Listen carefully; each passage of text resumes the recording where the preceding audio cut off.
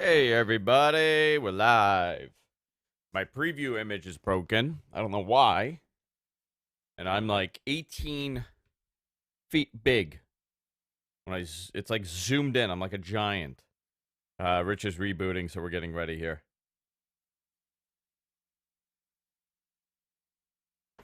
All right.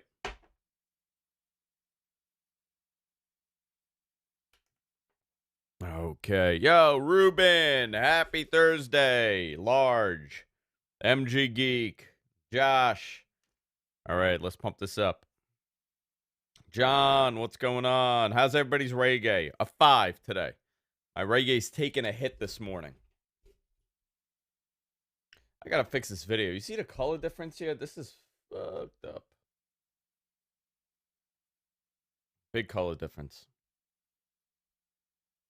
I gotta fix this today. Yes, his reggae's a 12. Yo, you're super low on your reggae, dude. You gotta pump it up. The grape. Yes. Oh, here's my rally.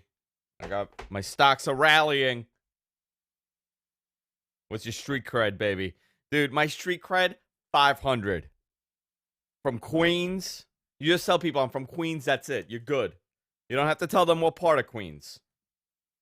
Too much detail. You could be from South Ozone Park, now living on the Upper West Side. Doesn't matter. You're still from Queens. You could be hanging out with Just Incredible, going to Malloy.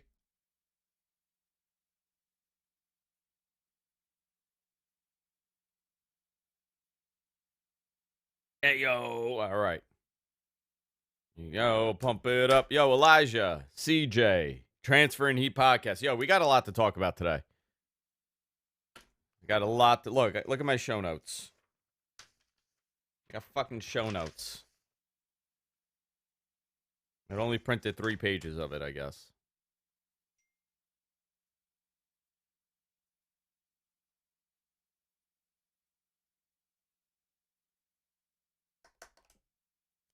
All right, while Rich is rebooting.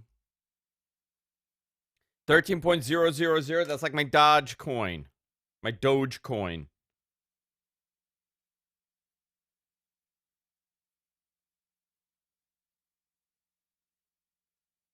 My street cred level is a Kid Cudi today.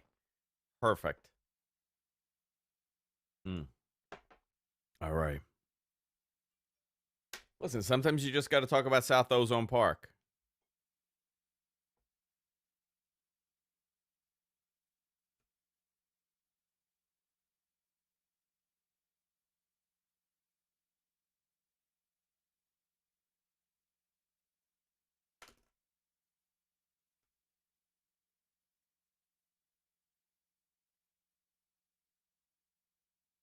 We're always live when you're in class. Yeah, we like to do the show early, but we have a lot. I mean, there's a ton to talk about today. Holy moly. While Rich is getting ready. I think he ended up getting trapped in a install process.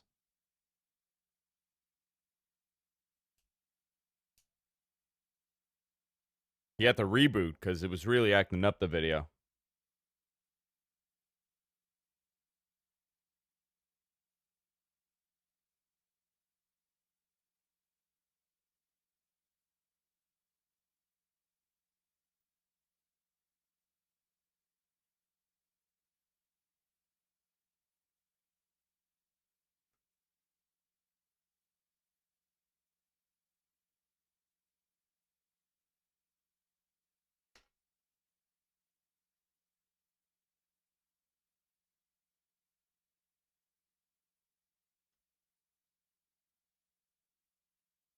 Should have used Linux. I know. Matt, man, how do you feel about Edge and Cross? Freaking awesome. Yeah, man.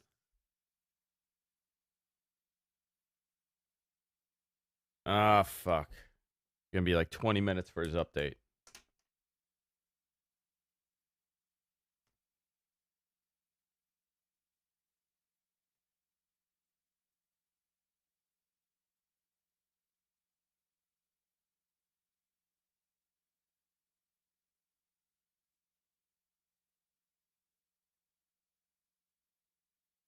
All right.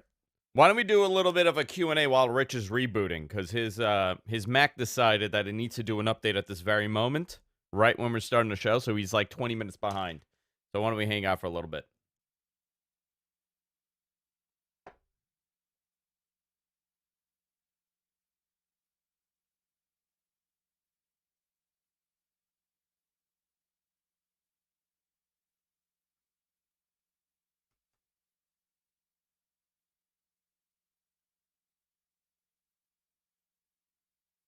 All right. Let's see what I'm doing here.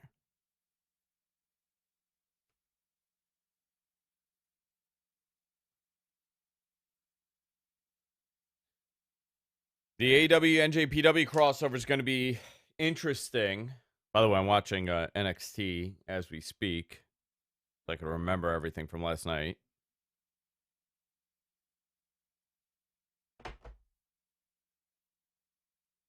All right. Dave says that the AEW NJPW is essentially a done deal. Any fantasy match? Yeah, it is a done deal. I don't know what we're going to see now. It's been a done deal for about a couple of weeks. Do you think that Kenny Omega is not on AEW enough? I don't know. I think they're pretty careful with overexposure. Something that WWE doesn't do. I mean, I think if we're comparing it to what, right? If we're comparing it to WWE, then yeah. But I don't necessarily think that's the right way to do it. Watching Pete Dunne now cut a promo.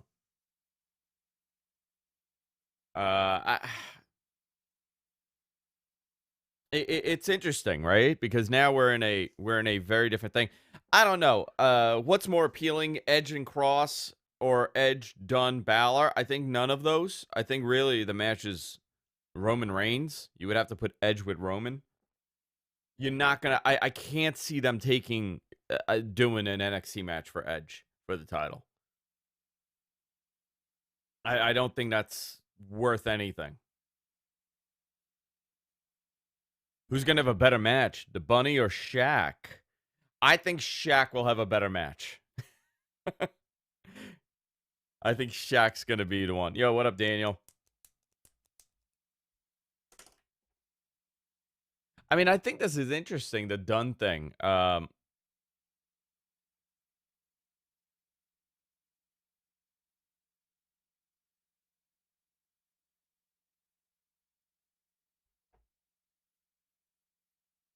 Edge is definitely not. No, I mean, listen, I get why they did it, right? Because they probably figured out what AEW was doing and had a counter a couple days early, but to pop a rating. I'm curious how much Edge is going to pop the rating.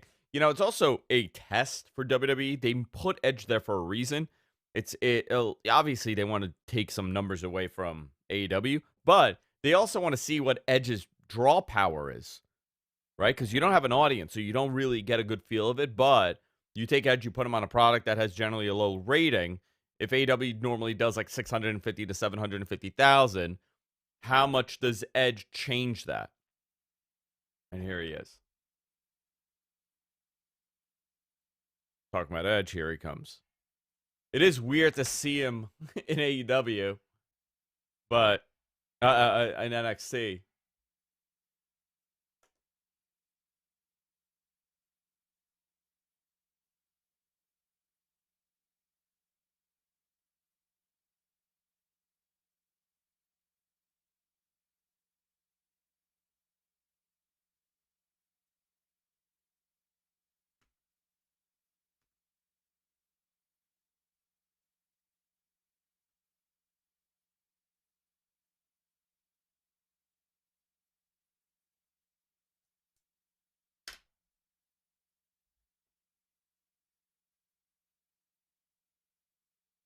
So it is interesting. You have Balor and Dunn here. Who wants to see a Pete Dunne and an Edge match? I'm kind of intrigued by that.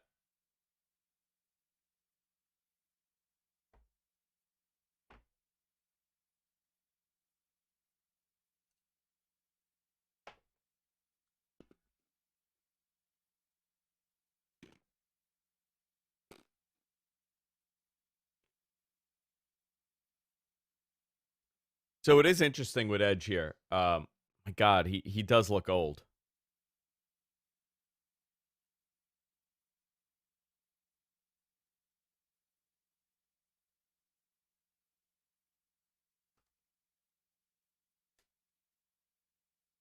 Have you listened to Brandon Walker's wrestling podcast? It's pretty good. Yeah, you know what? I've caught a little bit. I haven't listened to a lot of it on Barstool. I listened to the first one a little bit, and I was like, you know what? I'm gonna let him get settled in a little bit and do the show after a couple of weeks and listen again. I haven't gone back, which hopefully I will. I think Rich is here. Hi. Hey, your tracker's on. So that's very weird. Okay. What'd it do? I could hear you before my computer came back. Oh, that is weird. Yeah, so it was a black screen, and then I just heard you talking. Okay, I'm here. Right, Hi, sorry. Let's see. Let's stabilize you. Should I also wear my Bullet Club shirt? Wear yours too. Let's all be bullet. Take my shirt off.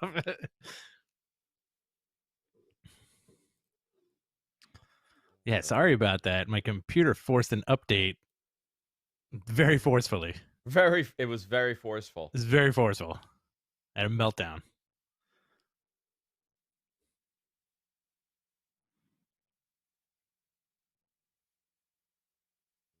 Good. Now let's go to me. I gotta now reposition me. That does look a million times better, though. It does, right? Yeah.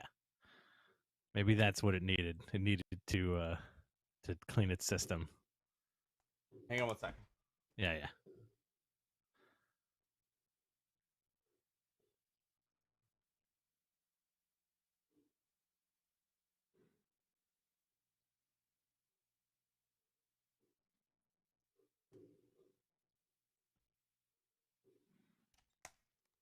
Did you watch all of NXT? Uh-oh. Rich? I lost him.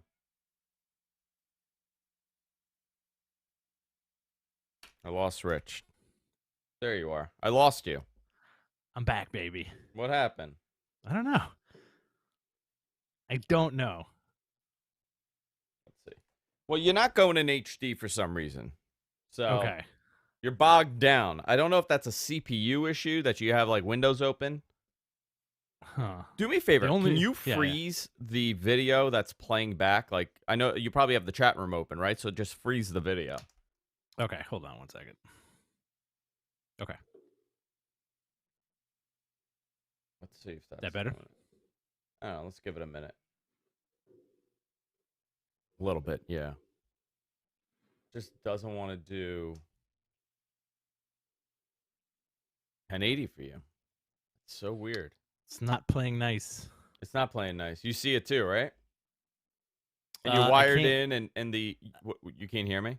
I'm wired in VPN. Oh, there he goes again.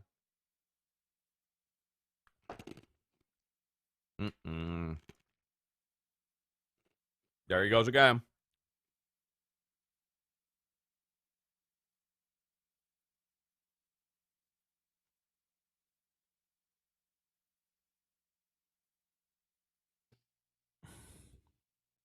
Did it disconnect you, or did it just freeze? It froze and then I reconnected. Let's see. Do you have Photos app open, Messenger open, any of that? It's Email. Just you. It's just me. you. It's Why just your won't face. it work? on And then my t- on and my you're doing screen. it on Chrome, right? On Chrome. All right. I guess we'll give it a shot. See what happens. I mean, the only thing I can think of is that we're using the beta, and I tried. when Tried the other one. Yeah, let's do when that. we were using the regular one, it was fine. So All right. same Okay. code. Same code. Yeah, let's do that.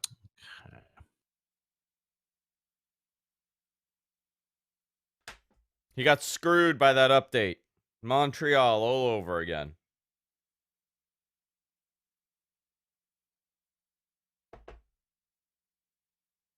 Yeah, just hit the machine. That's the way to do it. All right, let me put out that we're live. We are live.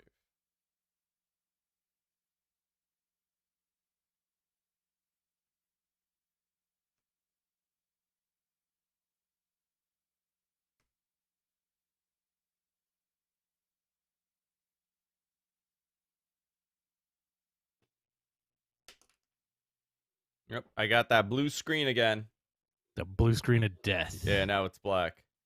So Okay. I think what that is, it's picking a different camera. Yes. And then that's Hold what on. it is.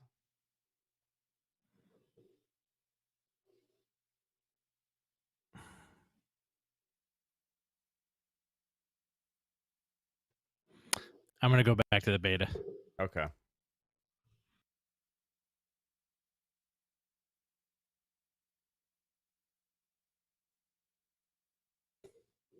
All right, there you are. There we go. All right, we'll just deal with it. Whatever. It is what it is. All right. Let me change the recording number. Batman. What episode is this? 45. We're up there. The 400 and something, right? 433? Or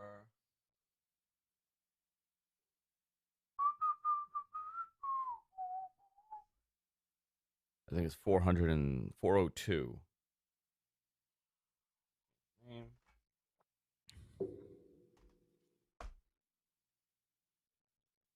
All right, I'm ready to go. You ready? Yeah, I'm ready. Let's do it. All right, let's do this, boys and girls, in 3, 2, and 1.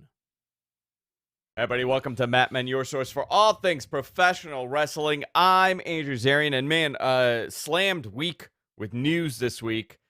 We were going to begin with a lot of the Royal Rumble stuff, but holy moly, breaking news just happening right before we started. But with me, as always, is the beta man, Rich Stambolian. I'm the beta man, baby. There's a song in there somewhere, like the Blue Man Group or that Daba D song. Yeah. Rich has some issues connecting, but we're here. We're here and baby. we're ready. We had a big Royal Rumble watch along on F4W's Twitter account, YouTube account this week. So we had a tremendous. I'm gonna start that all over again, dude. I'm gonna start that thing all over again because from the whole beginning, from the whole freaking beginning. Because I got to tell you, I got like 800 messages here, and the date. This is wrong. MG gave me the wrong date. Oh. He goes. I said, what episode is this? He goes, 402, 342, 434. Wow. Thanks a lot, MG Geek Art. It wasn't Rich's delay that messed up everything. I may have made MG Geek lose his mind. He's like, made him lose his mind. All right, you want to take it from the top? Yeah, I'm going to start again. Hold on. Yeah, let's do it. Hit that. You got to hit that high note of all things professional wrestling.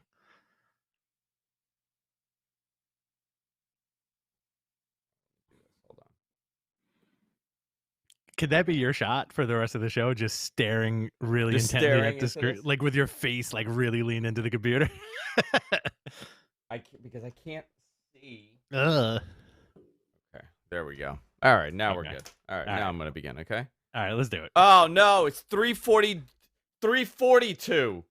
Oh, boy. Jesus. Let's try it one more time. All right, everybody, we're ready? We're like amateurs here.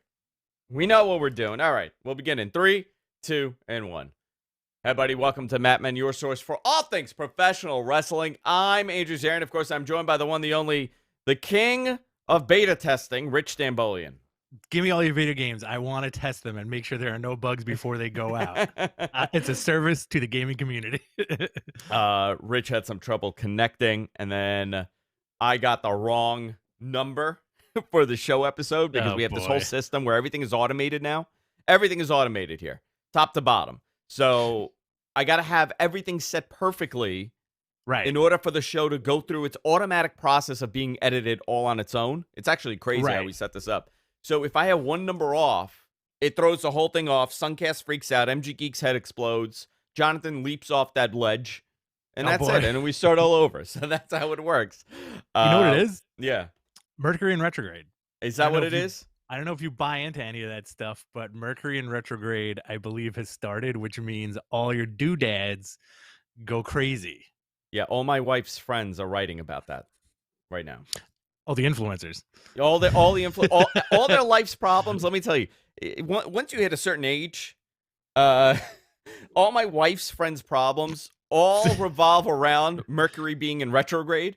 Oh, They're like, yeah. oh, got into a car accident today and my son is failing school. Mercury's in retrograde. I'm like, no, maybe you drove really crappy and your son sucks. Maybe Hey, that. listen, don't fall asleep behind the wheel and get a better Yeah. education for your kid. It has nothing to do with Mercury being in retrograde. I don't know, man. It's wild. This week we had a really big week for the show. We were on F4W's YouTube account streaming our Royal Rumble watch along. Over 21,000 people joined us at this very moment. I mean, I think the number's going up, but 21,000 people joined us for that awesome show. We had a lot of fun doing it. We're going to talk about that obviously at the end of the show, but we have a tremendous amount of news to talk about from last night. Oh my gosh. So Rich and I were speaking about this and we decided we should go forward with this. So last night during AEW, at the end of AEW, Kenta showed up. We'll go into more details about what was going on when we do the recap, but Oh, boy. Rich, did you expect that? No, not at all. I lost my shit and I yelled at the TV, and my wife was quietly reading in the living room, and I was like, oh my God, I'm so sorry. I did not realize you were sitting right there. I audibly gasped with like a holy shit. Didn't see it coming. Did you expect that at all? No, he tweeted something like, how long does it take to get from Orlando to whatever, Jacksonville or something like that? Yeah. I know that they were working on it, and when Moxley appeared on their TV, their US, I guess their US show, right? That's based out in California. Yeah. When he appeared there, I had a feeling they were going to do something because they got to. I'll go through what the story is, but I didn't expect it to be done this way. I thought it would be more done on the New Japan side than the AEW side, but it looks like it's going to be a mixed bag here. So let's begin with the start of all this, right? Yeah. When AEW was starting out, they fully intended on working with New Japan, right? Because Kenny Omega was the big asset that they grabbed from New Japan. The Bucks, Cody, Hangman. I mean, essentially, it was a mass exodus out of New Japan to head on over to AEW and start it.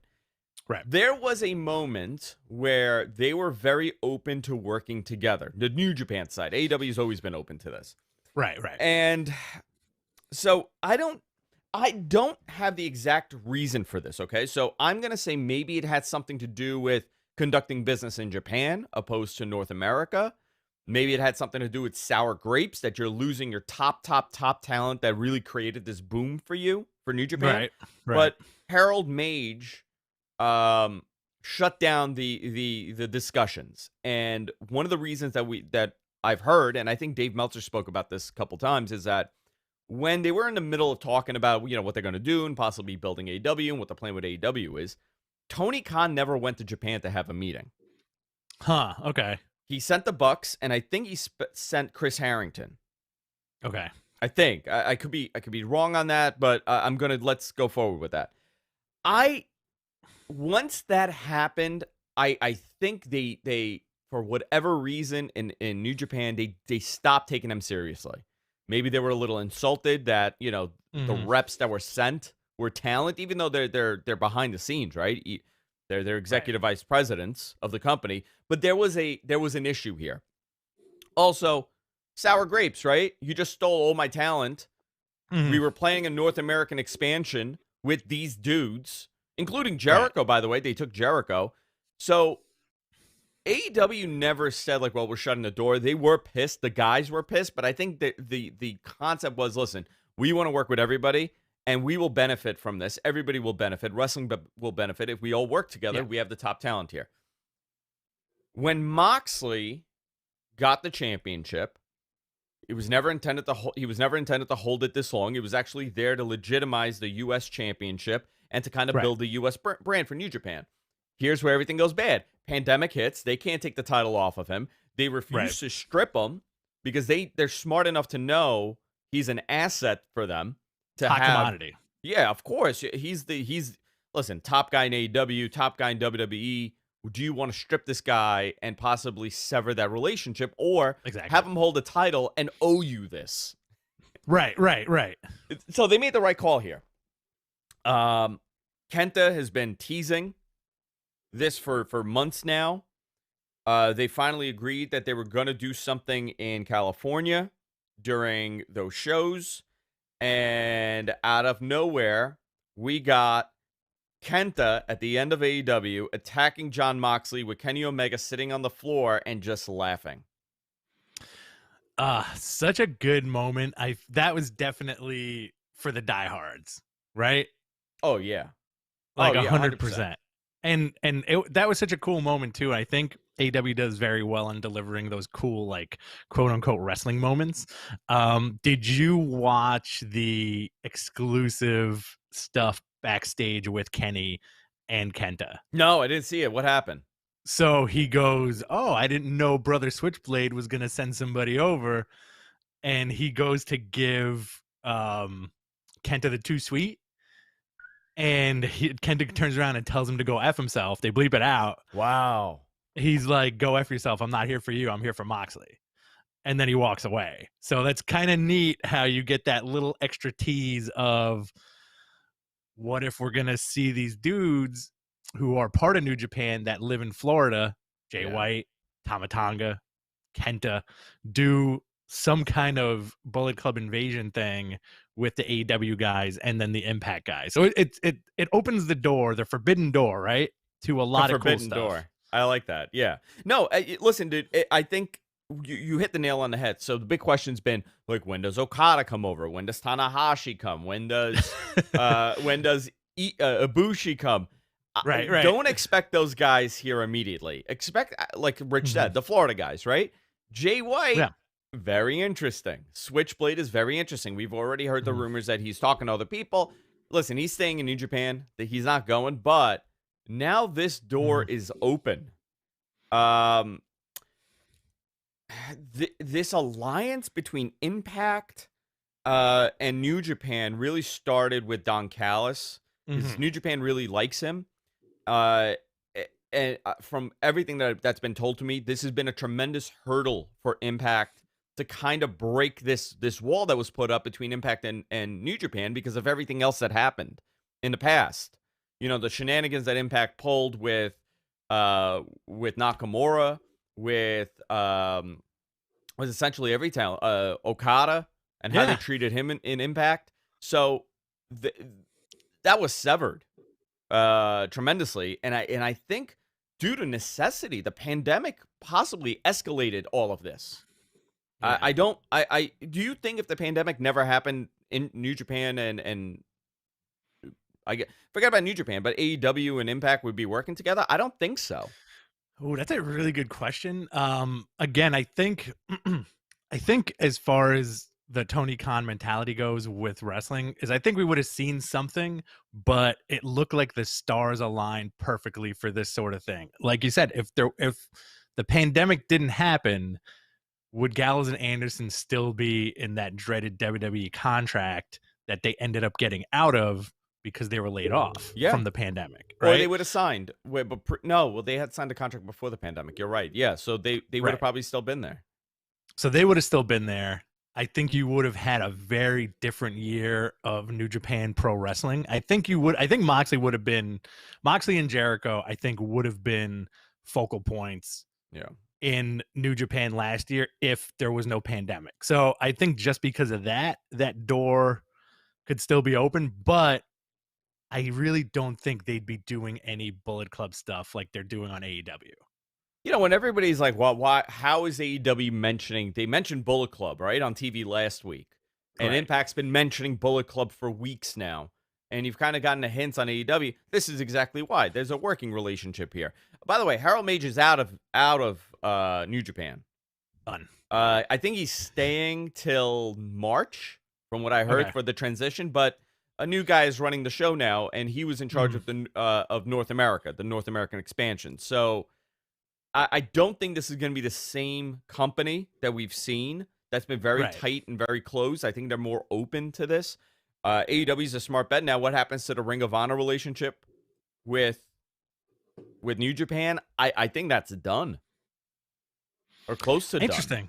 Interesting, huh? Like, if that's the case, then New Japan has always been in such a great position as far as like saying who comes over and who doesn't, right? Because they're a prestigious organization. New Japan doesn't need Ring of Honor, but New it Japan doesn't does hurt. not. No, it doesn't hurt if they have an AEW or potentially like an NWA or like that interesting crossover. Like, what would you? I can't even tell you 5 people on the Ring of Honor roster right now, and that's unfortunate. We used to be able to name like almost every single person on that roster, right? No, I know what you mean. Off the top of your head, yeah. I mean, you're thinking of a handful of people, and that's it. There's no top. Their story is such a great example of mismanagement, right? Or lack of management, I should say, because really, and this has nothing to do with the guys or even a lot of the people in charge. It just happens that, Sinclair took way too long to dump money into that company to redo their, visuals. Right. They did it when they were forced to do it. Biggest complaint for Ring of Honor for a lot of people was that, listen, I can see AJ Styles and the Young Bucks on there every week, but it looks like crap. It doesn't look good, which is reality. Right. It didn't look good until they did that whole major upgrade. But by that point, you kind of expose people to a product visually. The other problem was, sorry, Rich, go ahead. Not only that, but to kind of like expound on that is not only are you kind of relying on like a mediocre visual product, it's like the guys on top aren't, and let's be frank here, the guys on top aren't like financial wizards like Tony Khan is, his family coming from like that billionaire background. Being a billionaire, that's a lot of money, right? Like you have to know what you're doing. I think Tony Khan has proven himself that he knows what he's doing as far as their finances and connections go, which unfortunately a company like Ring of Honor did not have that backing. Like nobody stepped in and said, hey, look, I want to make this look as good as Monday Night Raw. Let's do it. They could have, but they could have, right? They have Sinclair.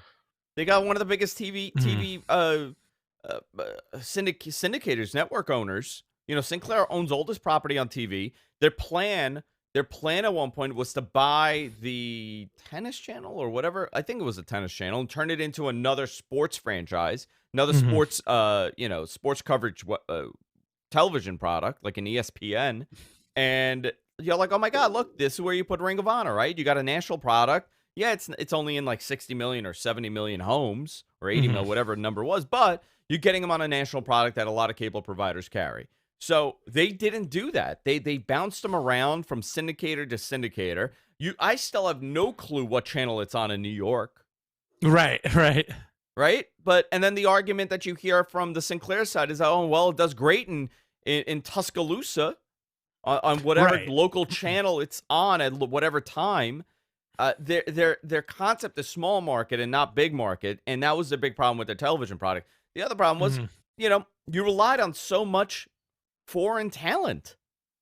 Right. Like when we started going to Ring of Honor, Rick, you and I, 2004, we were doing Ring of Honor shows.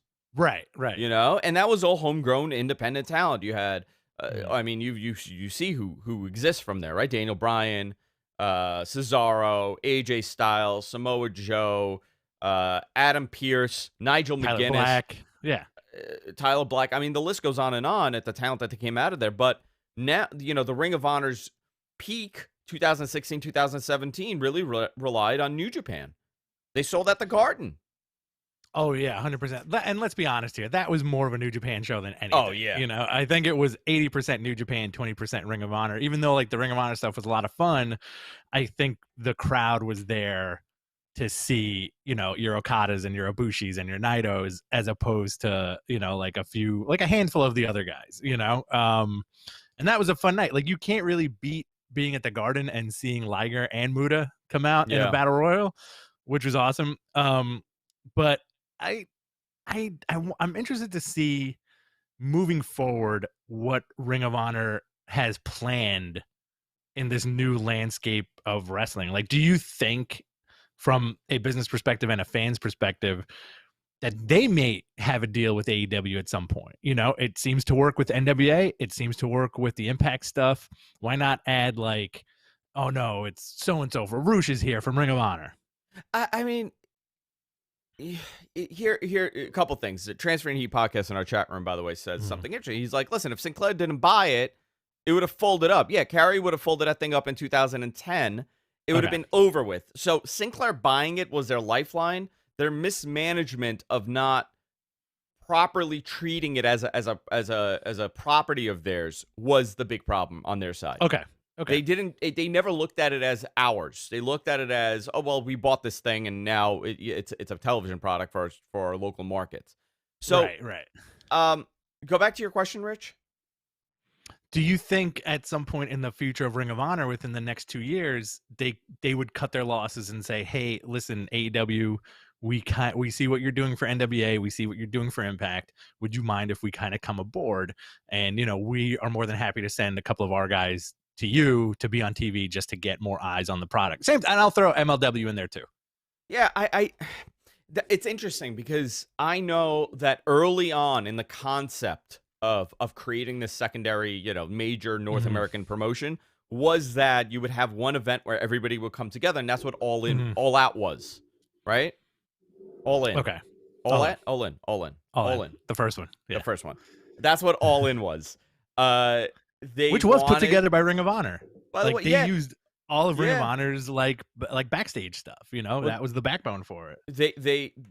But look at that show, right? You had guys from Mexico, you had guys from North America, you had unsigned talent, you had previous WWE talent. That was the mega event, right? And that was going to be the goal, that you put these events on where it brings all these people that you've wanted to see wrestle together. So you could have a New Japan guy going up against a AAA guy. You could have a AAA guy going up against a Ring of Honor guy. And it was going to create this cool environment for pro wrestling fans and the guys to get profiled like that. Now we are in the territory days again. Okay. I mean, really, I don't think, you know, we could talk about all the bad with wrestling, and there's so much bad, right? We'll get to that. But if you think of another moment in the history, the last 60 years of pro wrestling, right? Since it became a big blockbuster on TV, 60, 70 years. When did you ever have this many options and this many promotions, and then this many promotions working together and accessible to everybody? Never. Yeah, it's kind of interesting. Now, I'm going to flip the question back to you. Do you think this would have happened if it wasn't for the pandemic in like an odd way? I think eventually, somebody asked me that right before you came on, and I would say eventually you were going to see these guys all wanting to work with AEW because they're not going to work with WWE. Even though New Japan has had many opportunities over the last 5 years to work together. Don't think that conversations have not happened. I think a lot of people think that WWE is very, very much in their own bubble, but they do reach out. They did reach out to New Japan a couple years ago, especially when Nakamura went over. So I would say that if this is successful, right? And I'm not talking about today. I'm talking about 5 years from now, right? The landscape in 2026 and 2027 are going to be, it's going to be very different if this is successful, because then you may see the WWE wanting to work with other promotions. Okay. That's fair enough. You may see that happen. You know, this is not the norm. Normally, when we look at pro wrestling and we look at what we've seen over the last 20 years, you know, since WCW closed, or even when WCW was around, you never saw another promotion invading in this caliber. Right. You know, where, you know, if you really look, I mean, it's hysterical that you have John Moxley and Kenta in the ring, Hideo Itami in WWE, and Dean Ambrose in a major program, and that's something you could never envision in WWE. Right. You would never envision that match to even matter. But now it does. I mean, to be honest, whenever that match happens, that match is going to be extremely important to the business. The success of that match. I think this is how, you know, I like to evaluate the business end. And if you're talking about a work relationship and possibly making this into something much larger, That Hideo Itami, that Kenta and Dean Ambrose, and see, I messed it up. That Kenta and John Moxley. Take a breath. Take a breath. Too many names, dude. Dean, Come back. Hideo, Moxley, John. When you have those two working together, it's going to be a very important moment, because if it is successful and all parties are happy, listen, we've seen the tease for Chris Jericho and Tanahashi in AEW, right? Yeah, I think, and especially now that Tana holds that Never title, you know, who's to say he can't show up anywhere else to defend it, right? Oh yeah, because that's the whole thing, right? Anytime, any place, it's like, that's the thing. And I think we're getting Moxley and Archer teaming up against Kenny and Kenta at some point soon. What? Yeah, I think it's next week, possibly. Okay. Is it? We're recording the show, so I haven't seen it posted anywhere. I just heard the rumors of that. It's a lights out match for next week between Kenny Omega, Kenta, and John Moxley. I'm having trouble too. John's the easiest name in the world. John Moxley and Lance Archer. So is that happening now? That's happening next week. I'm excited about that. I was not a fan of Lance Archer in Japan up until that last G1. I think, was it last year or the year before, where he really reinvented himself. And I like the team of him and Moxley. Yeah, dude, the big monsters. You know what? I want to get to AEW, right? Because I want to kind of touch on this a little bit more. So a little bit more about the New Japan TV deal. Yes. So it just came out about an hour ago, or hour and a half ago, prior to recording this, that they're going to Roku. Now, that is not the blockbuster TV deal that everybody expected, right? There were a lot of speculation happening, a lot of rumors happening. Some of the rumor was that maybe they're going back to Access, which, by the way, I don't take out of I won't take that off the table yet. Okay. So I can tell you what I know. I know that they were talking to multiple television providers in North America, and each and every one of these guys, they recognized, and the people that they were dealing with understood the product, right? So it's not like they're walking into a network that doesn't get it. They understood the product. Here was their biggest uphill battle. Well, how do you gauge if New Japan is successful in North America, right? How would you gauge that previously, Rich? You're Mr. Executive. I'm New Japan, and I'm saying, listen, we did really well on Access. What are you going to ask me? Ooh, see, that's a good question, but I feel like somebody would pass the note to that executive saying, hey, these guys kind of sold out the Garden. Okay. But you know? I know. Well, that's their thing, right? But here was their biggest problem. At the time that they were on Access, and I think this is going to be overlooked. So, and this is a really big deal when you talk about, television deals and stuff like that. There was no Nielsen rating. Okay. Access was not participating in Nielsen at the time. Now they are, obviously, because it's a whole new ownership, and ratings are very important to Impact, obviously. Their Nielsen score is very important, and they want to be ranked because that's how you determine the value of your viewership. They weren't participating, so you really didn't have, you only had internal numbers and internal estimates, but there was no hard number. And that really was the detriment to New Japan getting on, I don't know, whatever network. I can't even speculate where they would go. Fox. I don't know. Let's say Fox. Let's say FX or whatever, which it wouldn't be. But that was their big problem, that they had no gauge. So they're still working on a TV deal in North America. It's not over. It's not like they're not going to get it. But they did announce that they're going to Roku TV, which does it mean anything? I got to tell you. Are you let down by this news? Well, I'll tell you why. Because what you've done is you've alienated, every other streaming provider. Okay. You've alienated Fire TV. You've alienated any of the smart boxes. You've alienated Apple TV, Google TV. You're on one specific platform. I don't know if it's going to mean much. How many people have Rokus, though? Oh, tremendous. Millions. Tremendous. Okay. But here's the other problem, right? Those are legacy purchases prior to the Fire TV and Apple TV kind of booming. You've seen a dwindle in that number. I mean, it's slowing down.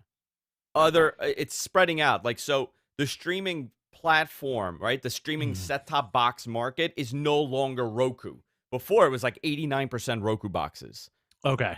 Now, because of all the different options and the way people consume, it's no longer about the device, it's about the provider. And Right. you're not going to be able to get this on the other devices. So the other problem is you may have a Roku in your living room, but you may not have it in your bedroom. So now that becomes a pain in the ass for you, right? Roku wants this because they think they're going to sell 30, 40,000 units of Roku boxes. Sure. That's why they Do you think they will? Do you think they will? I don't know. You know, they got about 60,000 North American subscribers to New Japan World. So if every one of those people purchased a Roku. So I got a question for you. So now, like, this news came out like about an hour ago, right? Yes.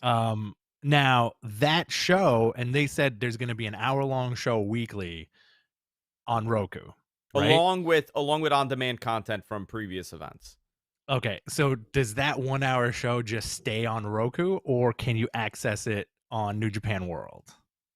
I don't know. I think that's a good question. So it's going to be, and listen to this, it's going to be Fridays. New Japan is partnering with Roku. It's an it's a 1 hour program Thursdays at 5 p.m. Okay. I assume that's 5 p.m. East. Premiering February 11th. Oh, no, it's going to be 5 p.m. across all of America. So depending on where you are. Wow, okay. So it's going to be America, Canada, and the UK. It's going to be, 5 p.m. everywhere. So they're going to, I guess, release it that way. All right. I mean, not a blockbuster thing, but it's still something. It's a leg. They put their leg in the door, through the door. It's cool. You know, I feel like you and I were really hyped on like, yo, is it going to be HBO Max? Is it going to be Pluto? Which Pluto is acquiring all kinds of wrestling content right now, right? I believe Pluto is IPTV, whatever that wrestling streaming thing is. That's who it is. It's not. They're not doing it on their own. But they have. I forgot the service. I just spoke to someone about it too. But they're gonna have GCW on there. They're gonna have a Beyond ICW, but ICW Jack Sabbath, not the other one. So all right, whatever. It is what it is. More wrestling. I'm sure we're gonna watch it at some point. It's just another extra hour of wrestling that we gotta find. It's just another extra. But back to the main thing, right? Yeah. Right. So AEW right now has a work relationship with New Japan, Impact Wrestling, and the NWA. How awesome is that? I'm the NWA is more absorbed in, right? It's not, there's no highlight on the NWA promotion other than the women's champion, but I think it's going to change when Nick Aldis shows up, and Nick Aldis is there and they start doing more back and forths here. This open concept to AEW is great, but I think they're a lot smarter than the other people that have attempted this, where they start relying on the talent. I think they have way more homegrown talent that they're going to feature compared to what Ring of Honor did. I just think this is a positive. There's no going back from here. I don't see that happening. I think this is the future now. I got a question for you now. So arguably, like most of the AEW roster is pretty over with fans, right?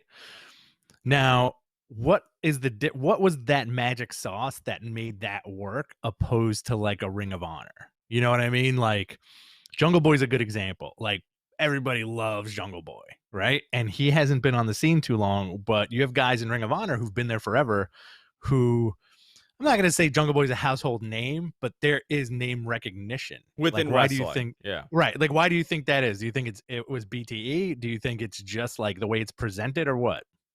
I don't think there's one answer. I think, listen, being in front of five, anywhere from 800,000 to 1 million people a week plays a big part in that, right? And I don't think Ring of Honor has ever had that kind of viewership, ever in the history. I mean, I don't think they came close to that.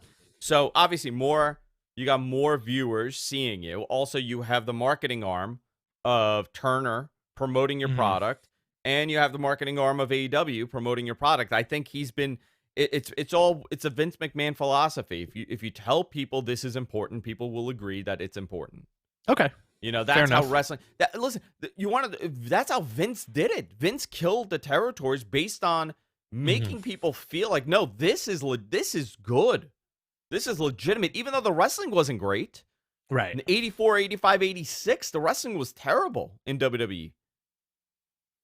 There were no opponents for Hogan. You had one or two big names, and that's it. It was just Hogan squashing everybody. You didn't get the matches that you got in Mid-South or in Florida or in the NWA. It was a different product, Right. but the perception that this is good is what created the boom. Right. Which, you know what? I want to, at the end of the show, I want to touch on Bruno and Hogan for a minute because we didn't get a chance to do this, but I think it's important to talk about. But I don't know, man. I'm excited for this, and I know you are. Oh, 100%. Yeah. Where do you want to go? Do you want to talk about AEW? Yeah, you know what? Let's talk about AEW. It was a jam-packed show, and then we can go really quick into the Rumble stuff, right? Yeah. So yesterday was AEW's Beach Break, and the show pretty much, I feel like the draw of the show was the main event. The team up between Mox and Death Triangle versus Kenny and the Good Brothers. And honestly, like, apart from the Kenta run-in, that was a banger of a main event, right? Oh man, holy moly, what a match. And I mentioned this to MGG because he called me right before going over production notes because he gives me production notes now. He texts you in at night? Yeah, he texts me in at night and gives me the production notes. So, did you notice, first of all, those guys in that ring, right? You had Moxley, you had Kenta, you had Phoenix, Penta, you had Phoenix, you had Kenny, and who else? Gallows and Anderson. Okay. The difference, right? If you want to talk about the difference in their wrestling ability compared to the rest of the roster. Oh my God. And it's so noticeable, right? Like on the WWE side, they do a very good job at making that not noticeable between camera cuts and the training that these guys get. Listen, I don't think minus one or two people on that roster, on the WWE roster, I don't ever watch a match and say, my God, these guys are green on WWE main stage product. Okay. Because the quality difference, listen, the top is the top. They're great, but the mid card is phenomenal in WWE. Yes. As far as pro wrestling goes. I'm not talking about character development or anything, but you look at these guys and you say, my God, these guys are all great. They're all very good. The lowest of the higher end mid card is still very good. On the AEW side, it gets a little wonky. And because they're all much younger, they haven't had the TV exposure, they haven't had the wrestling exposure. These guys are wrestling 20 nights.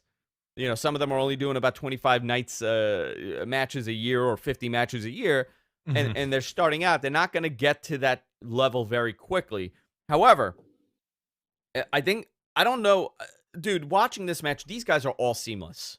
Every one of those guys in that match were so high as far as their wrestling ability goes. It really exposed everybody else.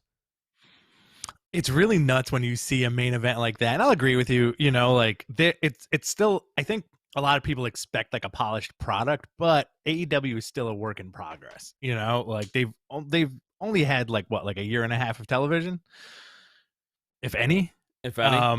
But your main event guys are next level. Like Rich, you and I never knock on the talent. Like if someone has a bad match, they have a bad match. But we know how difficult of a career this is, and difficult of a performance this is, to be able to go and do a pretend fight and make it look as legitimate and capture millions of people every week to get out of the suspension of disbelief is a major play in this. But watching this main event, holy moly, the gap between the good and this is such a tremendous gap, and WWE doesn't have that. And I'm not saying that as a knock at WWE. I'm saying that as an applaud, because even if it's stale, the product is stale, the in-ring, there's never a disparaged gap like this. Right.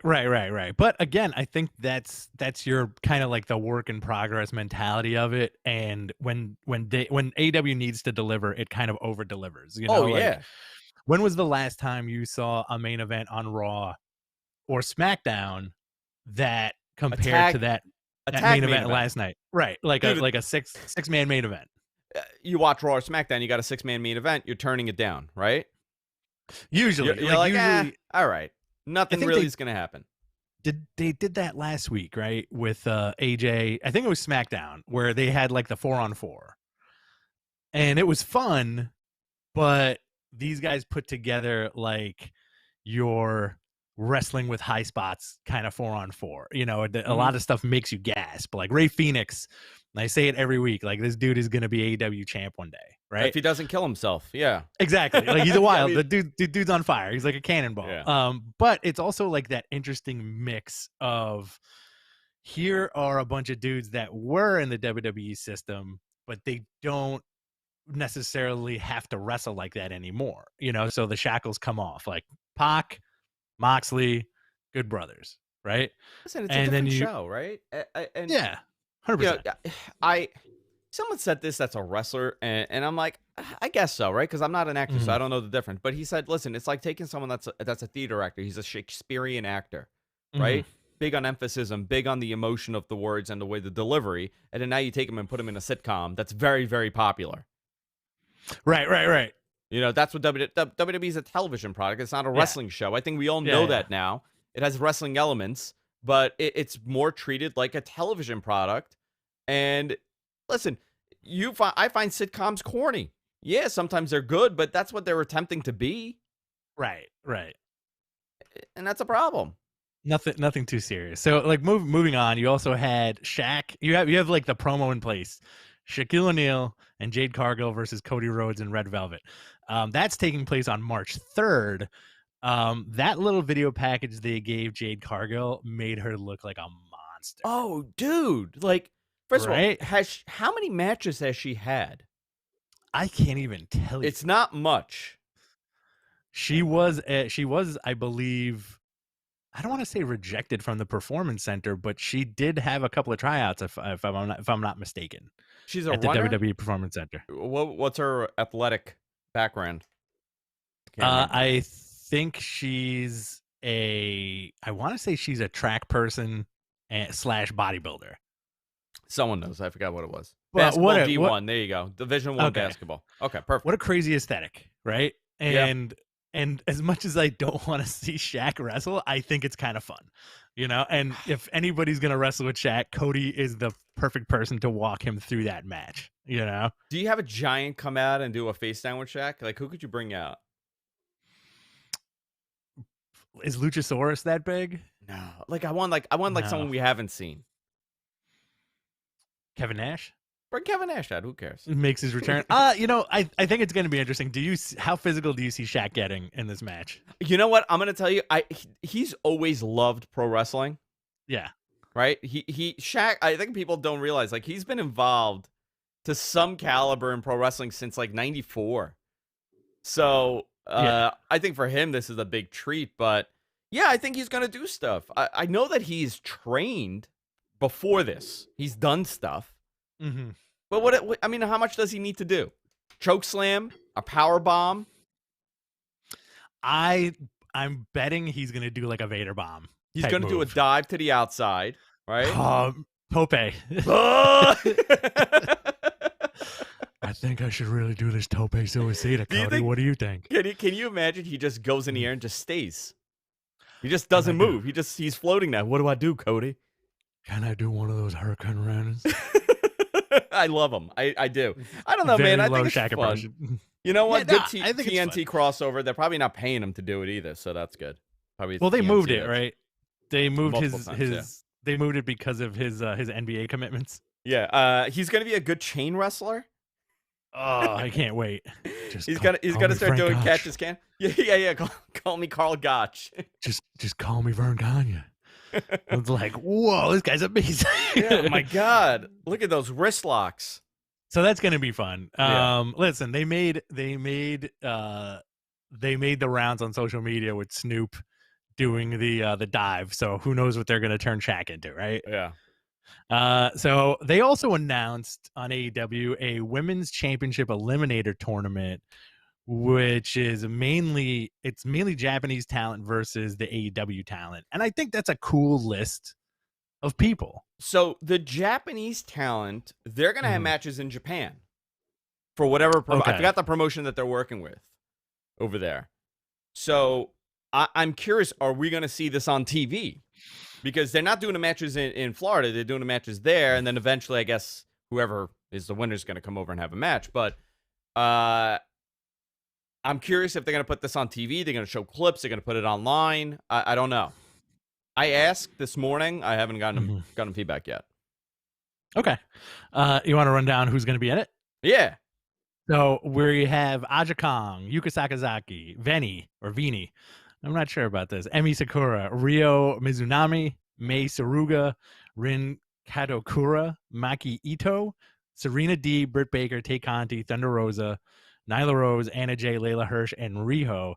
This looks like it's going to be, I feel like this is going to be a fun thing for wrestling fans in general, you know, and that AEW women's roster is just getting better and better. Yeah. We saw a great match between Britt Baker and Thunder Rosa yesterday. Tay Conti's really shining. I think there's a lot of room for Layla Hirsch to grow and Anna Jay. And it's the return of Riho, right? The return of Riho, which I think they could definitely use. So, do you think relying on the Japanese talent benefits them?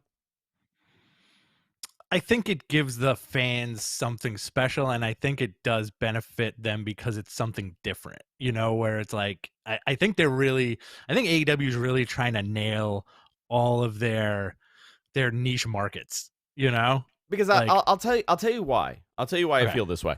In the beginning, they were relying on Japanese talent, and I don't think it worked out well for them. Okay. I think they got forced into not having them because of the pandemic, but they've done a way better job with their women's division due to necessity, due to not having access to all the talent that they had planned on having access to. With that said, listen, Penelope Ford, they've built up. Britt Baker has improved unbelievably. Yes. Big Swole, she's coming up also. They have also the NWA stuff has helped them a lot too. So they have a interesting core now, right? That they're building. You know, they're starting from scratch here. I think they've had a better women's division now than they did pre-pandemic. I agree. I don't know if this is going to muddy it up a little bit because you were able to tell based on engagement and viewership that they were not really doing well with the women's matches. Now, with that said, it's a different, it's a year and a half in, so maybe it's going to be a little bit different. But listen, I'm cool to see Aja Kong there, but does it matter to the viewer? Again, I think it's just something fun that AEW is doing, and I think they're finding their way in a lot of stuff, like what appeals to who. But I think, in my perspective, the overall grab and hook is we're bringing you wrestling that you won't necessarily see. Here's this guy from Japan named Kenta. This is his story. Here are all these female Japanese wrestlers that we're using on American TV. Here's some cool stuff for you guys, and then that plus the Shaq stuff, or when they did the stuff with Snoop Dogg, it's like they're trying to appeal to every niche to get more eyes on that product, right? Yeah, absolutely. Listen, it may work. Absolutely. Do you want to go into NXT, or you had more AEW stuff? I was gonna. Do you want to do NXT, or do you want to quickly do the Rumble kind of fallout from that? Let's do real NXT. Quick or no? Yeah, let's do NXT, and then we'll go into Rumble. Yeah, because a lot happened on NXT as well. A lot happened on NXT. Mainly, I thought the highlight was Edge showing up, and I feel like I marked out 100% because the probability of him wrestling Finn Balor at WrestleMania, I think, is very low. But just the fact that they had him on to tease that was very good. Yeah.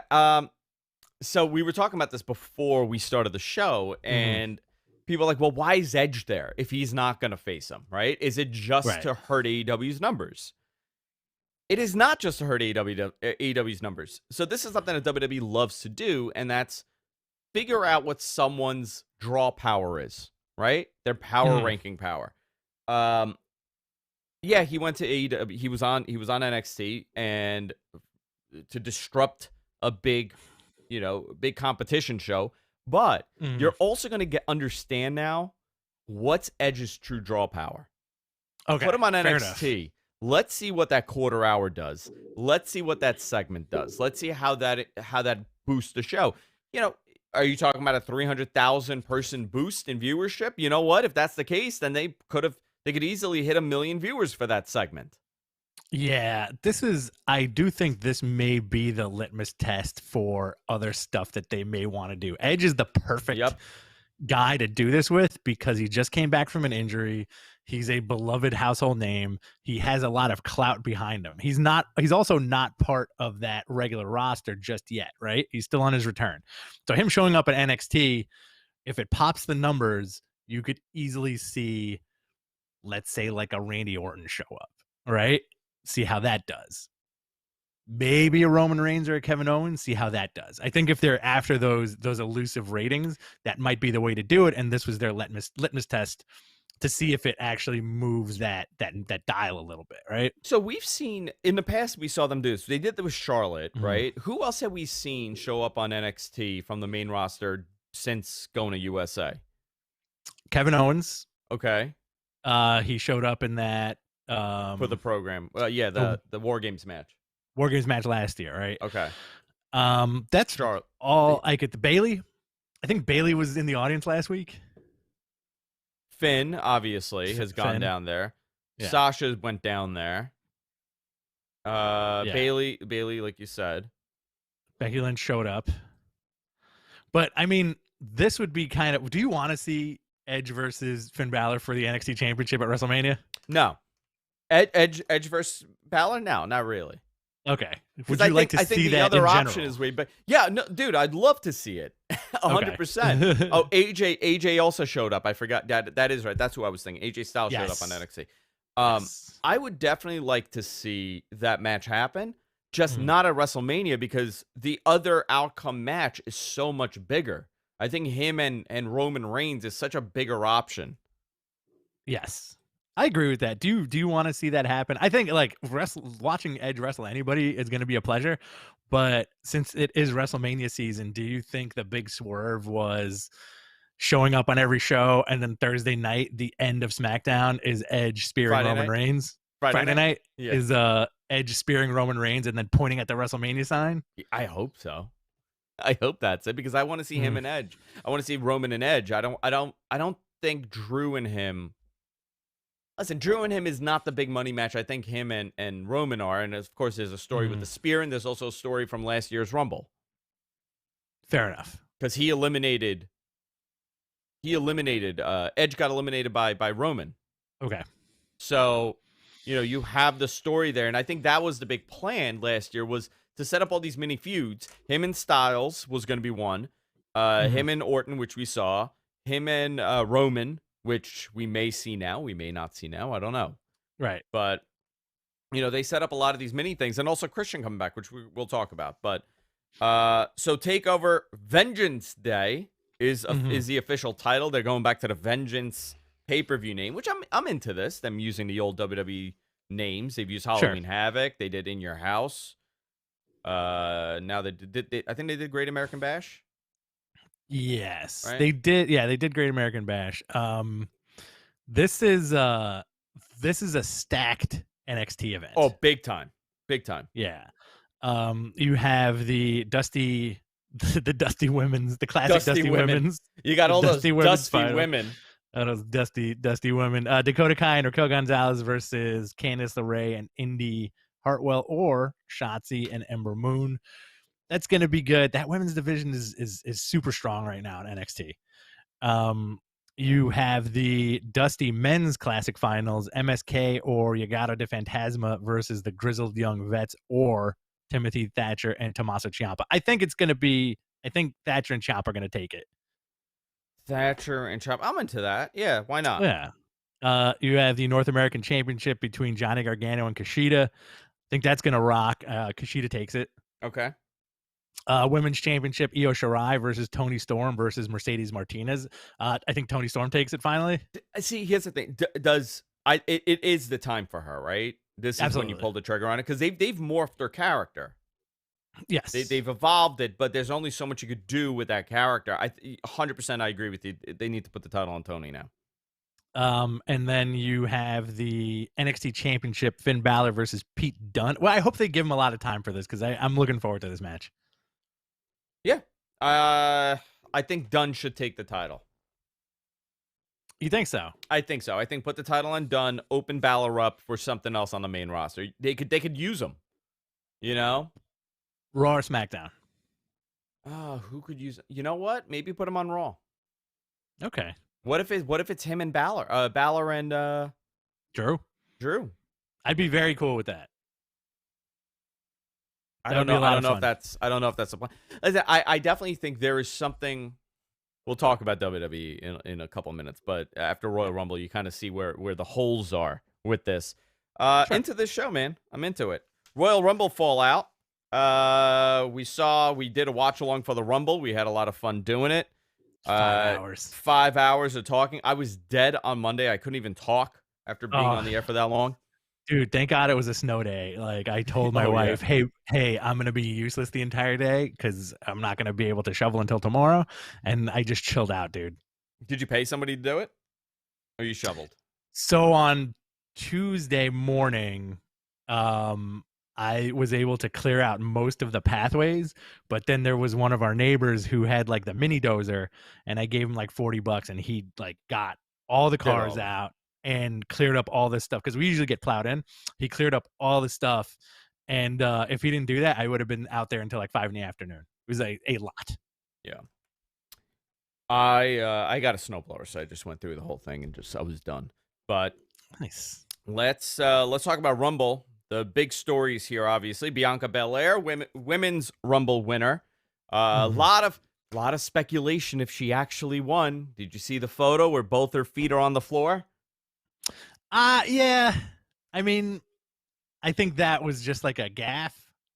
They ran that spot way too many times in the same exact location, and they ran it with her twice. I was not crazy about that spot. With like, okay, let's just restart. It was okay, it was fine, but I wasn't nuts about it. Okay, you know what? I think a lot of people were upset that she won. I think she's a very good pick if she's going up against Sasha Banks. That's the story there. I think there's something naturally organic about that where they could have a great back and forth, and I think this will be a good showing for her. You want to present her in a way that she's going to be able to get over with the promos and everything else. Sasha Banks is a great opponent for her. Absolutely. And plus, like, this is WWE's moment to make another female wrestler. Like, she's going to get made, quote unquote, with this match. And people love her. There's like a big groundswell of Bianca Belair supporters, which, you know what? Like, she's living up to that hype so far. A little bit of a rough start in NXT a few years ago, but she's come such a long way. And you can tell that she's put in so much work into her in-ring and her aesthetic that WWE is going to push her to the moon now. Yeah. Men's side, big story. Edge wins the men's Royal Rumble. They did a really clever ending, and I really enjoyed it, how Edge was, Randy Orton didn't get eliminated. He was escorted out because of an injury, which, by the way, I think we need to put that away at this point, right? Okay. We need to stop the number 3 or 4, like a favorite getting hurt and having that linger over your head. I think we could go beyond it. They've done it a couple times already. Right. But it was still a clever ending. Edge is the winner at 48 years old, right? Winner of the Royal Rumble. A lot of people very upset over this, over the age thing. Oh, get dude. You know what? I want to talk about that a little bit too. Yeah, you want to go into it now? We'll talk. Yeah, about dude. Rumble. I want to hear your thoughts about Edge being 48. Well, Edge is 48. Carlito showed up. He's in his 40s. Good Lord. You had Goldberg on the card, and listen, I'm not saying this is my thought to this. Okay, I'm going to start off with that before I get the attacks that I like the old timers. Not everything is a one size fits all, right? There's it's fine that you don't want to see Bill Goldberg in a world title match, And it's also fine for you to like that Edge one. It's also fine that you like Sting or you don't like Sting. It's whatever. Everything is your, whatever you like is what you like. But the big discussion now is, why does WWE rely on these guys so much in recent times? Right? That's a big question. Yeah. And Huge question. And the answer is obviously draw power and casual viewers. Yeah, the hardcores are watching, but the casuals have kind of plummeted. Rich's favorite term, the P2s and the P3s are not here as much. To me. Yeah, let me give you my P's. You want me to talk about P's. Cume? I'll talk about Cume later. But I put that in my rice sometimes. So somebody wrote to us on, you put cumes in your rice? I like that. Yeah, some cume. Yeah, I put peas in my rice. Somebody wrote to me, he's like, why is it so much more now? We never saw this in the 90s. We didn't see this in the 2000s. Right. Well, you didn't need it. Well, if they could have, they would have. Right? You got to look at it this way. And this is something that has not really been brought up. A lot of the talent from 20 years ago in 1999, right? That would have been talent from 1979. These guys worked a lot of dates. Yeah. They were not in the condition. First of all, they didn't have national television exposure, right? So that's one. They wrestled, 250 to 300 nights a year. Not easy travel. Life was not easy for these guys. Right. They didn't become millionaires. Most of the, I mean, a lot of them did, but not all of them. They didn't become instant millionaires or close to it where they had a much easier, relaxed life. You know, you hear stories, guys were making, X amount of money on the road. When they stopped wrestling, they had to go and get a job selling cars. It's the old football player story. Right, right. You go from the pro ball to selling used cars for your wife's uncle. That was the reality of things. So the reason why we're seeing a lot of these guys, number one, a lot of them are healthy.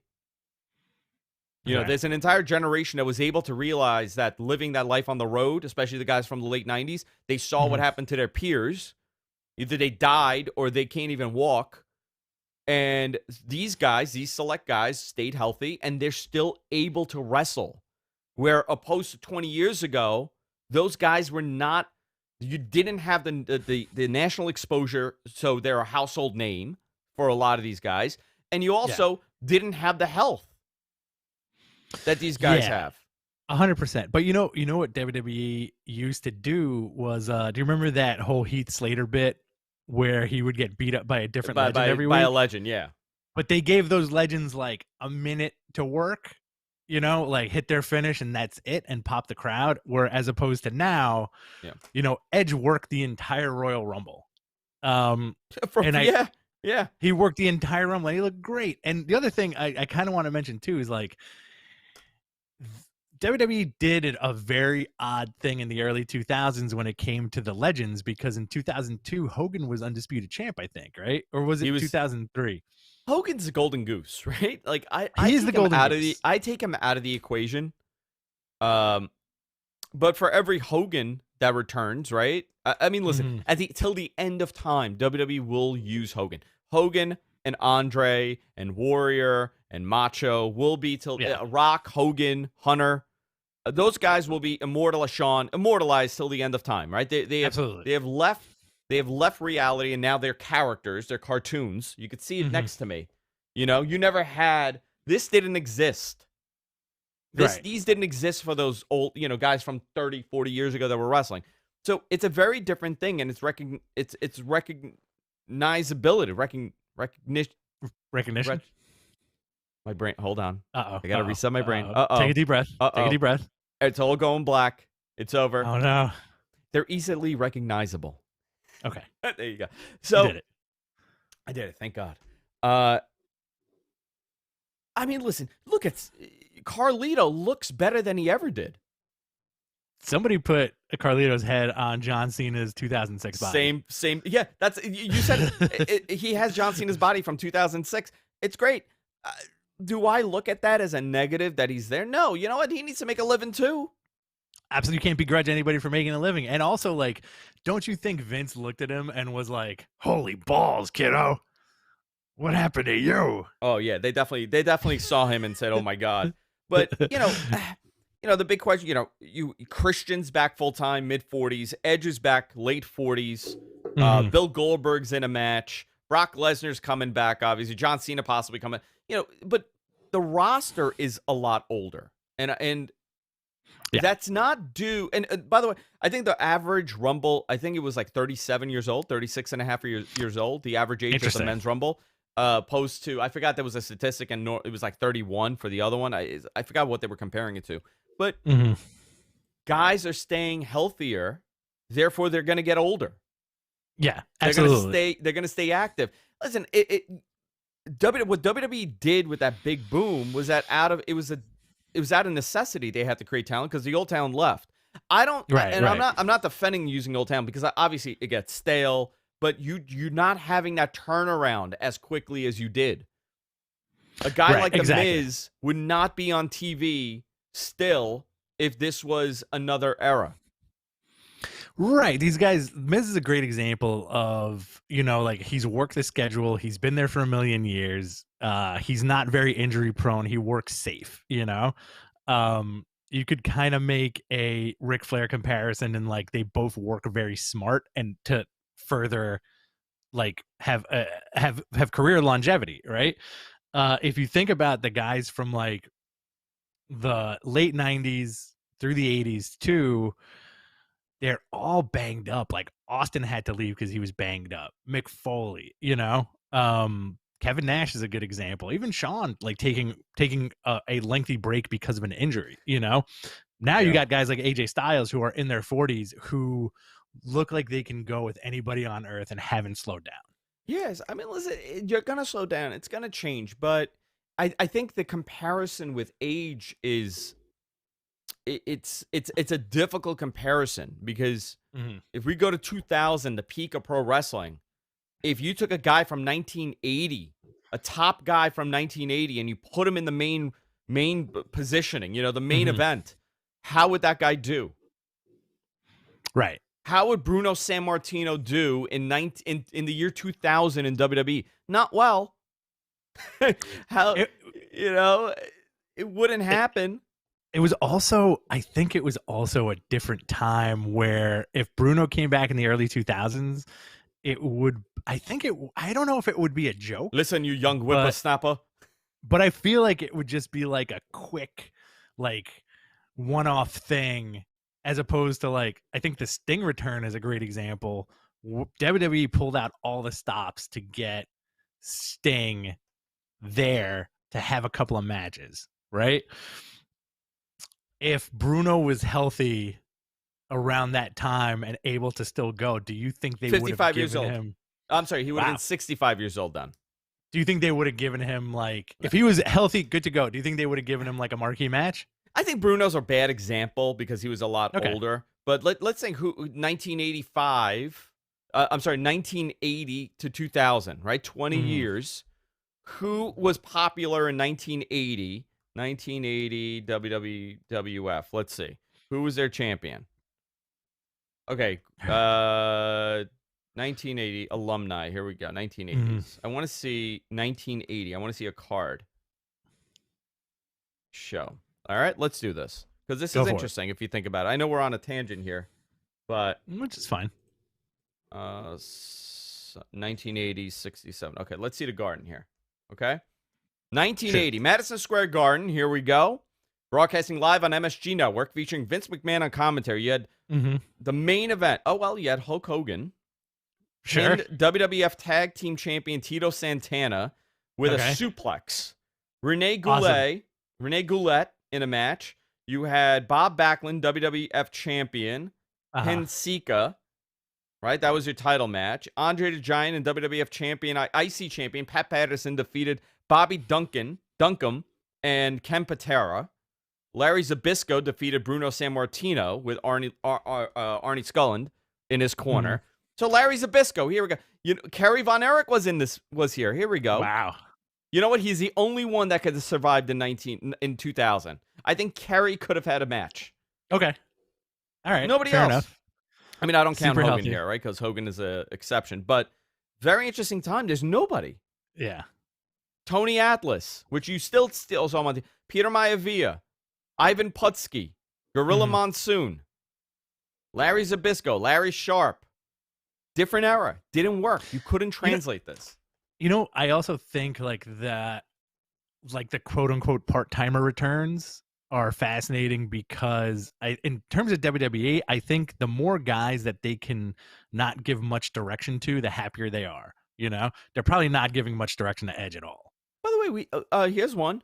Superfly Snuka, Jimmy Snuka. You saw him on TV until 10 years ago. Yeah, brother. So it's an interesting comparison. I think we need to remember that when we talk about people's age and how old they are. Listen, I understand the argument that the younger guys need to be featured more, but in the way that they're running it, it just, my God, it sucks for them. They don't get that exposure. They don't. It's too convoluted. Let me just put it that way, and we'll move on to something else. Very convoluted setup here. Yeah, Lar Sullivan, your favorite, Rich. Your favorite. My favorite. Lars is gone. Poor, stupid Lars. Oh well. That guy. Listen, obviously he has tremendous issues, right? There's a lot of problems with Lars. Sean Ross Sapp actually did an interview with him. He spoke. Oh, to fascinating. him. Okay. And pretty much, Lars said he asked to leave. All he right. asked for his release. Being in that company was a terrible detriment to his mental health. Okay. He will most likely never wrestle again. He wants out of wrestling totally. Crazy. He blamed himself for all of his problems, said it was all him. It wasn't anybody else. He spoke very highly of WWE. And said, his big stupidity caused all of this. Sure. All right. Moving on. Just, it's actually, like, you talk about self-imploding, right? Great. Oh, yeah. Sometimes people just set themselves up for failure, and that's what happened here with him. He just couldn't cut it. Nothing, I hope he gets his anxiety and everything else under control, and he's able to do well in his life, but just wrestling was not for Lars. No. A lot of what ifs, though. What if he had that match with Cena? Sure. What I've a lot of the Lars stuff reminds me of like Ryback also for some reason. Maybe it's because like they're both like kind of like peanut looking dudes. They are peanut looking. They do look like peanuts. Peanuts. What else do we have here, Rich? Anything else? Let's see. Let's go back to this. We actually did cover everything that we wanted to talk about. Yeah. Oh, here's one thing. I want to talk about Christian a little bit. I didn't get a chance to bring this up. So Christian's back. Edge and Christian definitely going to be doing tag teams, right? I would love the SummerSlam match to be Edge and Christian versus the New Day and the Usos. SummerSlam Edge and Christian. You know what? Put the IC title on Christian. Put the world title on Edge. Have them have all the titles, and I'll be happy. I'll go home. Oh, forget it. I think Christian could have a good showing. Yeah, absolutely. No, there's a tremendous amount they could do with these two. Christian looked like $1 million, and obviously he was training for this, but he didn't get cleared until the week prior. Oh, that's very interesting. I did not know that. And I don't know what he's doing. If he's doing the cryogenic stuff, whatever that is, that Joe Namath swears by and Daniel Bryan was doing for so long for concussions and everything else. I don't know if he did it because I know his issue was concussion. So, but whatever it is, they were not clearing anybody for a very long time, and there's been definitely a shift in attitude with clearing these guys. Edge is a great example. He had a career-ending injury that was, I mean, it was so dangerous that he didn't even have another match. Right. They just pulled him. He just forfeited the title. So someone's saying you printed your notes double-sided. I did print my notes double-sided. I did. Stupid Mac. I can't even see what I'm doing here. I'm like, why am I looking at the same notes here? Do you want to do Q&A? But I'm excited for Christian. Let's do a Q&A. Yeah, sure. Guys, if you have any questions, please submit them in the chat room. Usually they are on the notes, but we're going to have to go back and get some scoops. Yeah. Submit your questions in the chat room, and we'll do our best to answer. While we're doing this, let's pay some bills here. I want to Thank everybody that tuned in on F4W. Guys, we are on WrestlingObserver.com. Our show's posted there every Thursday following this. We're also on GFQNetwork.com. We're also doing watch-alongs on Wrestling Observer. I know a lot of people really enjoyed hanging out with us, watching the show with us. It was a lot of fun. I think we had like 20-something thousand people that hung out with us, which is always awesome, right? When you guys are hanging out and we're able to make this a lot more fun, because watching wrestling alone, not so much fun. So I got the notes here. We got some questions coming, and where are we posting these questions? Here we go. John, what do you think Damian Priest's upside is on the main roster compared to Keith Lee when he got the call-up?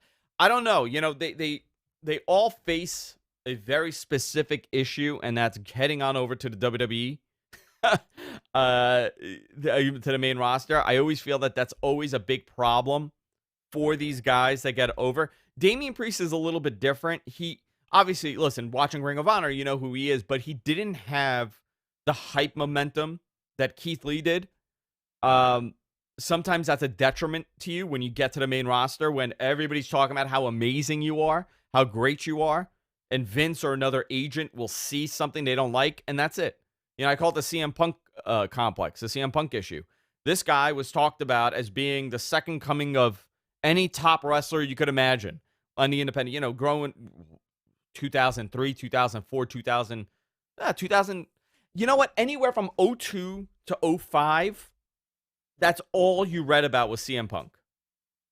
And when you saw him, it was not what you had envisioned in your head of who he was.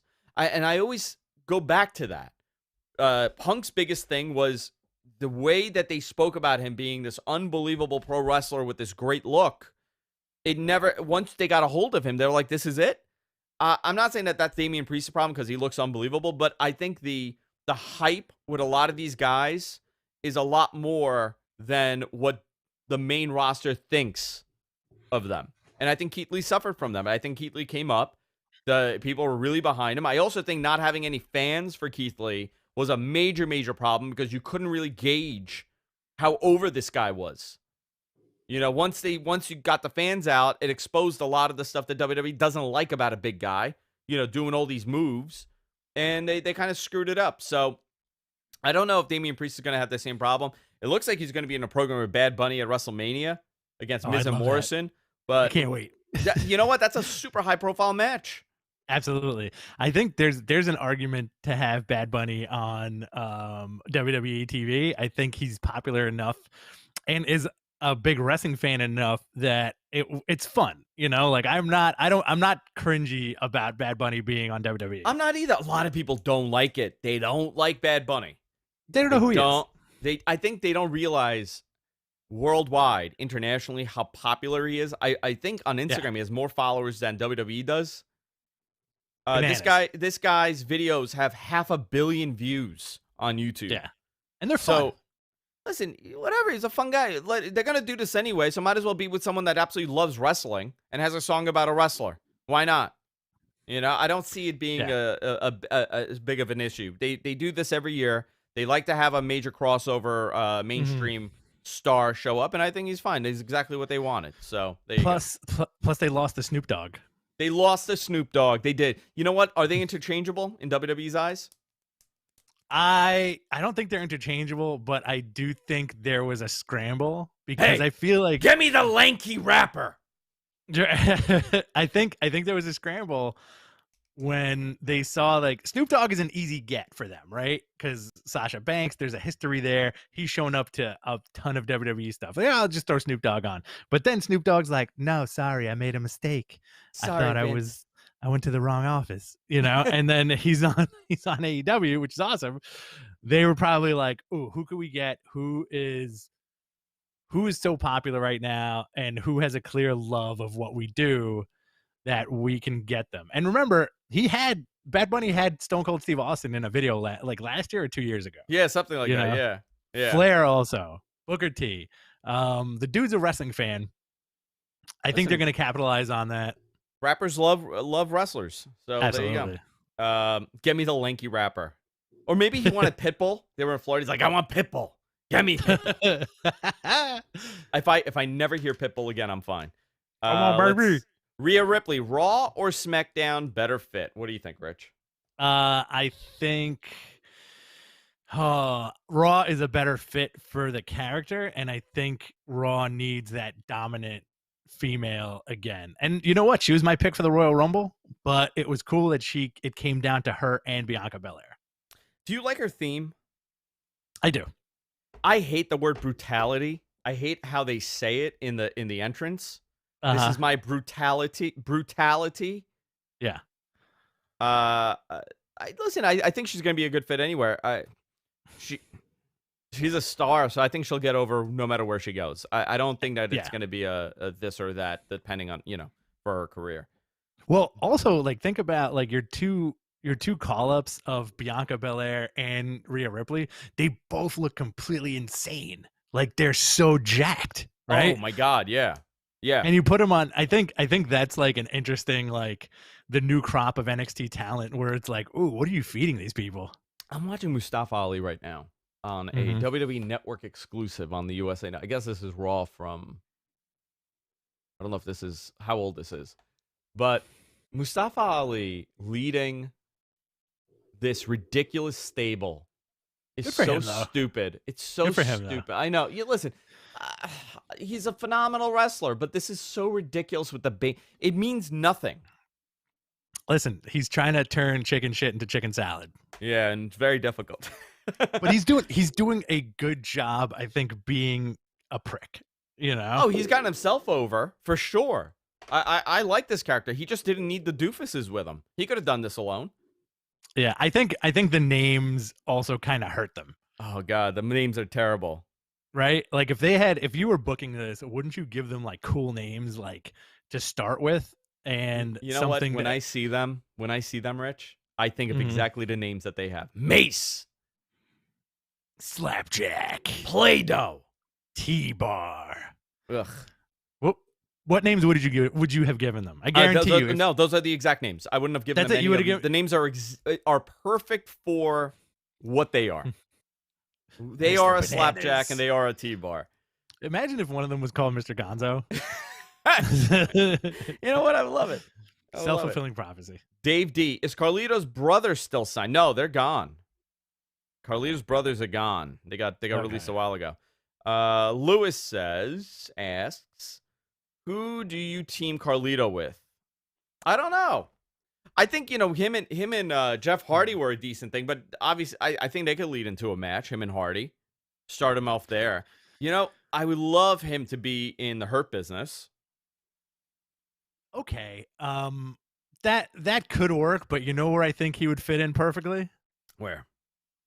NXT, the group with Gargano and Austin Theory. It's like a comedy thing. I think that'd be ridiculous. But they're enforcer because he's like the older vet and he's so much bigger than them. I think you would expose how tiny they are. They're little fellas. Carlito's a big dude. Carlito's a gigantic dude. Yeah. Transfer Need Podcast. Do you think Edge and Christian versus Usos at one point before Mania? I think you got it. Well, it depends. Are they both back? I think one of them is still hurt, right? I think one of them is still hurt. I think that match has to happen. Yeah, absolutely. But maybe you're going to get, you'll get, you know what? What if you get Edge versus the healthy Uso, who's it, Jey Uso, at WrestleMania, and you get Roman versus Edge. Okay. And you have them do a tag team match before. I'm cool with whatever that. pay-per-view. I'm cool with that too. That's fine. I feel like there's going to be a turn with the Roman stuff where like maybe on SmackDown we're going to see him joined by Kevin Owens and they start making like this bigger faction. I don't know what the plan for him is. Obviously, they're going to have to continue this tribal chief thing for another year.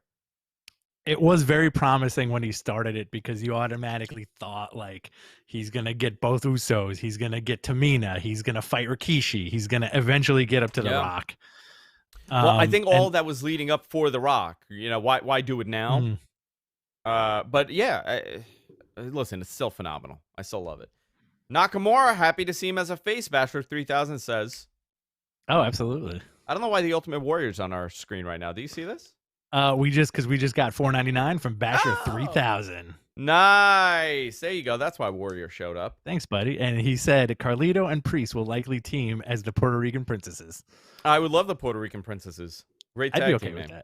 that. Do you think we're gonna see Goldberg at WrestleMania? Yes, we will see Bill Goldberg at WrestleMania. Oh yeah, 100%. He'll be there, and so will Sunberg. Sunberg is gigantic now. Mhm. He's not a little guy. And Corey asked, do you really think Balor goes back to the main roster? Yeah, I think, that was always the plan. He was supposed to only be there till SummerSlam, and because of the pandemic, obviously, he stayed. But they definitely need the talent over there. Night after WrestleMania. You think the night after WrestleMania he leaves? Well, here's a question for you. I got one for you. What do you think happens the night after WrestleMania? Because they're touring, right? They're going to be traveling. All right. As far as like the crowd goes, or as far as the wrestling, like what am I going to see? Wrestling. I'm gonna say, okay, night after WrestleMania. Well, that's a Monday night. That's Monday Night Raw, right? I was thinking of the SmackDown after WrestleMania. Edge is holding the title, and he gets challenged by Finn Balor. Okay. Do you think you get a big return? I think the Monday, I'm gonna say Drew retains, right? Whoever he's facing, and then that Monday is a big return, and Drew loses the Monday after WrestleMania. Oh, you think he'll lose it? Yeah, I think he retains at Mania, and then the night after there's like a gigantic return or a gigantic challenge, and Drew loses that title. Like Brock Lesnar shows up Monday night. Oh, well, Lesnar's a great option here, right? Because that's possibly the SummerSlam match if Drew can do, because they're going to have the rematch for sure. They're in a very interesting moment, and I think when we talk about WWE, this WrestleMania is not going to be the big story. I think it's going to be what happens after. That's the big story here, when everything goes up in gear, because they're forced to travel. I think a lot of people don't realize this. They're losing Tropicana because of baseball. So you can no longer, they can't use baseball stadiums because it takes them a while to set up the field and everything, and it's not great for the grass. So they're out of baseball stadiums. They could do a residency in a football stadium again if they need to, which I don't think they plan on doing. So they want to go back to smaller venues, maybe 3,000, 4,000, 5,000 people in the building, and make it look good. I wrote that recently. Someone's like, well, that's not a lot of people. I'm like, even during the peak SmackDown stuff, like 2016, 2017, there were episodes of SmackDown where there were only like 4,500 people in the building. You didn't even realize. Oh, yeah. And you kind of caught a glimpse of it when you were like, hey, all that stuff is taped up back there. Yeah. So I think that's going to be the big post-WrestleMania stuff. Listen, nobody knows if that's going to happen because everything changes. Right now, everybody's reporting that the numbers are really good.